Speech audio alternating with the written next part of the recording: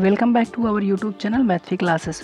आज की इस वीडियो में हम लोग पढ़ेंगे वैद्युत आवेश तथा क्षेत्र इंपॉर्टेंट न्यूमेरिकल्स में क्वेश्चन नंबर 27 को आज हम सॉल्व करेंगे। चलिए स्टार्ट करते हैं बिना देर किए हुए।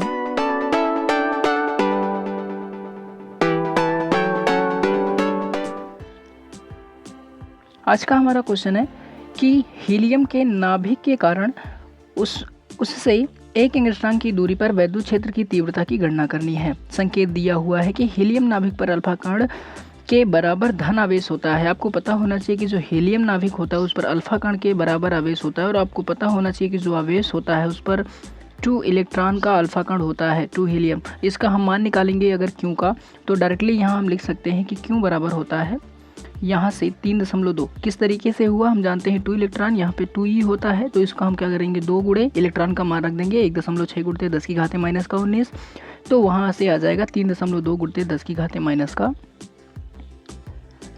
3.2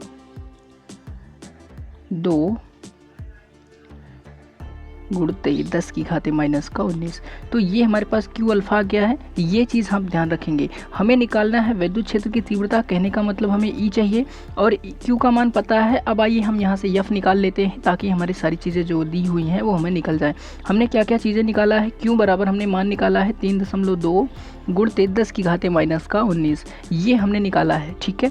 और यहाँ से आर बराबर दिया हुआ है 1 एंगस्ट्रॉम, मतलब कि इसको हम अगर बदल देते हैं मीटर में तो 10 की घाते माइनस 10 का मीटर होता है। आपको इतनी चीज़ें आती हैं। अब देखेंगे यहाँ पर हम सारी चीज़ें रखेंगे। इस पर से किसी बिंदु पर हमें यहाँ ई पर विद्युत क्षेत्र की तीव्रता निकालनी है। तो यहाँ से हमारे पास क्यू बराबर यहाँ आर बराबर 1 एंगस्ट्रॉम दिया था, तो हम यहाँ से कर देंगे 10 की घाते माइनस 10, कुछ इस तरीके से जैसे यहाँ पे लिखा है। और हम यहाँ लिखेंगे कि आर दूरी पर, माना आर दूरी पर वैद्युत क्षेत्र की तीव्रता ई बराबर हमें पास सूत्र निगमन कराया गया था कि यहाँ से 1/4 pi epsilon not into Q1/r² होता है।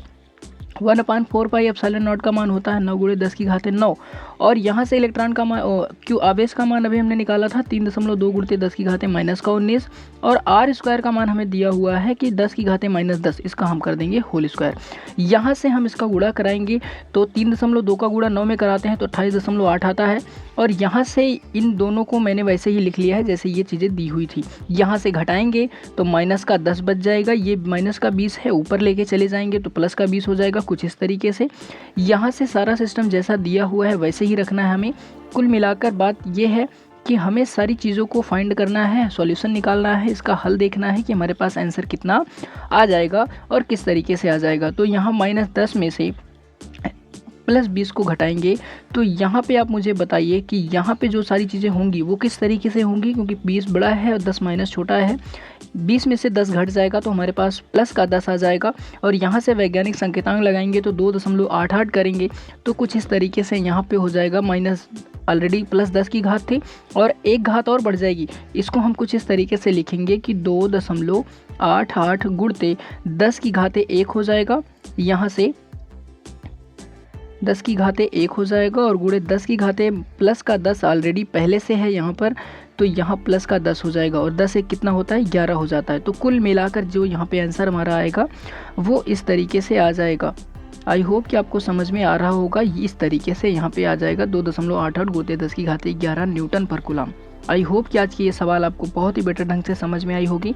अगर सवाल समझ में आई हो तो वीडियो को लाइक शेयर करें, चैनल को सब्सक्राइब कर लें। चलिए मिलेंगे नेक्स्ट वीडियो में, तब तक के लिए जय हिंद जय भारत।